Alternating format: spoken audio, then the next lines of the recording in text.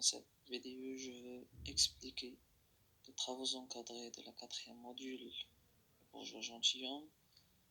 Bien sûr, on parle de la comédie.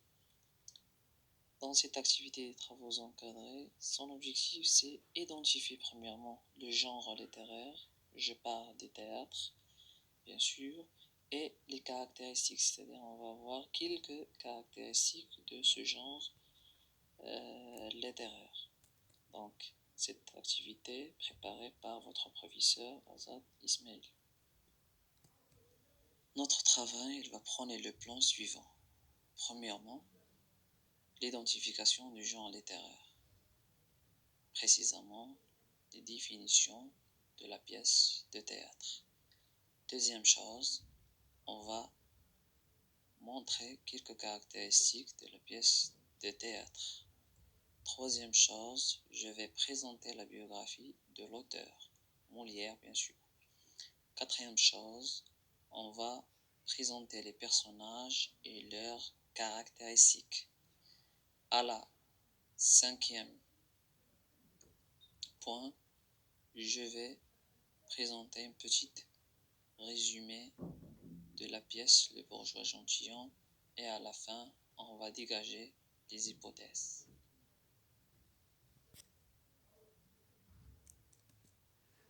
Donc, concernant le premier point, c'est la définition d'une pièce de théâtre. Donc, qu'est-ce que ça veut dire une pièce de théâtre? Une pièce de théâtre est une œuvre destinée à être jouée. C'est-à-dire, la première chose était fait pour représenter sur scène par, bien sûr, des comédiens durant une représentation théâtrale.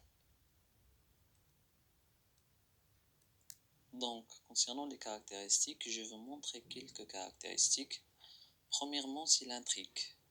Qu'est-ce que ça veut dire l'intrigue? Et l'énonciation de l'histoire ou des événements qui vont se dérouler. C'est-à-dire l'énonciation. Deuxième chose, tout passe par le dialogue. Donc le dialogue, c'est une chose très intéressante dans le théâtre, qui est le seul moteur de l'action et la seule façon pour le spectateur de connaître les personnages. Pourquoi?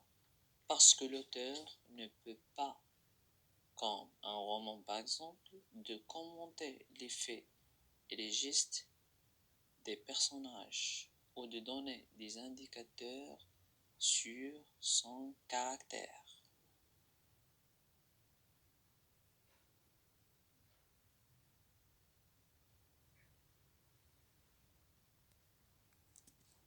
On passe à la biographie de l'auteur. On parle bien sûr de Molière. C'est une personne très connue, bien sûr, de son vrai nom Jean-Baptiste Poquelin. Il est né à Paris en janvier 1622. Son père était tapissier du roi. Il fait des études de droit pour devenir avocat, mais préfère finalement fonder sa propre troupe de théâtre avec la comédienne Madeleine Béjart. Et elle est morte en 17 février 1673.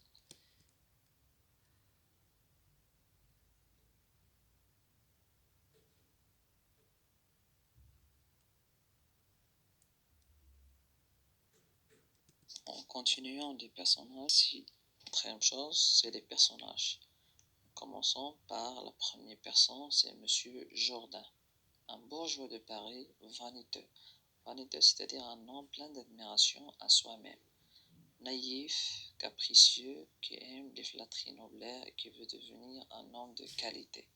C'est-à-dire, il veut devenir un personne noble. Madame Jourdain, c'est l'épouse de Monsieur Jourdain. Lucille, c'est la fille de Monsieur et Madame Jourdain. Nicole, c'est la servante de la maison de Monsieur Jourdain. Et Cléante, un homme honnête, amoureux de Lucille. Gouviel, le valet de Cléante. Dorante, un commis réuni sans scrupules qui veulent juste profiter dès le maximum de la fortune de Monsieur Jourdain. En continuant des personnages, vous avez ici Dorémine et vous avez le maître de musique, le maître à danser, le maître d'armes, le maître de philosophe et le maître tailleur. Les quatre vivants ont signé toutes les normes de noblesse à Monsieur Jourdain. Et pour cela, qu'est-ce qu'on doit faire? Il doit profiter dès le maximum de l'argent de ce pauvre homme. En passant à la dernière, c'est deux laquais. Ce sont deux jeunes qui portent des uniformes, c'est-à-dire résumé. Concernant le résumé, j'ai fait une petite résumé dans laquelle je peux expliquer dès le maximum l'idée générale. Donc, M. Jourdain est un bon bourgeois enrichi qui, oubliant son origine obscure, enrage de n'être pas gentilhomme, mais il ne désespère pas de le devenir et veut du moins s'en donner tout l'air, et il met de sa gloire à se mêler à la noblesse et à imiter les grands seigneurs.